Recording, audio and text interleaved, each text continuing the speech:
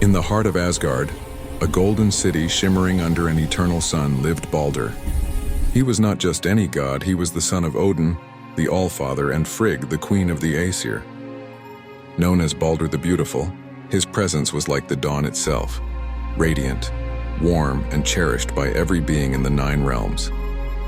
His hair shone like spun gold, his face was the epitome of fairness, and his spirit was so pure that light seemed to emanate from his very being. All of creation, from the mightiest gods to the smallest creatures, adored him for his gentleness and grace. In a realm often defined by war and cunning, Baldr was the embodiment of peace and light, the beloved jewel of the Æsir. But a shadow began to creep into this idyllic existence. Baldr's bright days were followed by nights filled with torment. He was plagued by terrifying nightmares, visions so dark and vivid they shook him to his core. In these dreams he saw his own demise, a future where his light was extinguished and darkness fell upon Asgard. His growing despair cast a pall over the Golden City. Seeing her son's anguish, his mother, Frigg, was overcome with a desperate fear. Determined to protect him, she embarked on an unprecedented journey across the 9 realms. She spoke to fire and water, to iron and all other metals, to stones, earth, trees, sicknesses, poisons, and every beast and bird, extracting a solemn oath from each that they would never harm her beloved Baldr. With every single thing in creation sworn to protect him, a great sense of relief washed over the gods. Asgard returned to its festive spirit, and a new game was invented to celebrate Baldr's newfound invincibility. The gods would gather, hurling axes, swords, and stones at him, watching with delight as every object veered away or bounced harmlessly off his skin. All joined in the revelry, all except one. Loki, the trickster god, watched from the shadows, his heart consumed by a bitter, burning jealousy. Disguised as an old woman, he sought out Frigg, and with sly words he coaxed from her a single, fatal secret. In her haste, she had overlooked one small, insignificant thing, the mistletoe, for it seemed too young and harmless to demand an oath from. This was the opening Loki needed.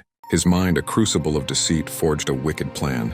He ventured into the woods, found the humble mistletoe growing on an oak, and from its slender branch he carved a sharp, deadly dart. He then returned to the joyous gathering where the gods continued their sport. There, standing apart from the rest, was Höðr, Baldr's own brother, who was blind and could not participate. With a voice laced with false sympathy, Loki approached him. "Why do you not honor your brother like the others?" he asked. When Höðr explained his blindness, Loki offered his assistance, placing the mistletoe dart into the blind god's hand and guiding his arm to take aim.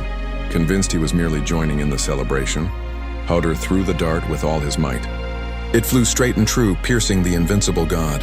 A collective gasp silenced the assembly as the dart struck Baldr. For a moment, there was only stunned silence. Then, the radiant god, the light of Asgard, crumpled to the ground, his life extinguished. The laughter died, replaced by a wave of shock and unspeakable horror. The sky above Asgard seemed to darken as the brightest of all gods lay dead, slain by an act of pure malice disguised as a game. The joy of the Æsir turned to ash in an instant. A profound and inconsolable grief settled over Asgard. The gods prepared a magnificent funeral, placing Baldr's body upon his great ship Hringhorni and creating a massive pyre. But even this grand farewell offered no solace. In a desperate final attempt, Odin sent his son Hermod on the 8-legged steed, Sleipnir, to the underworld to plead with Hel for Baldr's return. Though Hermod's quest nearly succeeded, Loki's treachery ensured its failure. Sealing Baldr's fate in the realm of the dead, the light had gone out of the world, and the long winter of sorrow began. As a consequence of his unforgivable crime, Loki was eventually captured and bound, his punishment serving as a dark and ominous prelude to the final world-ending battle of Ragnarök.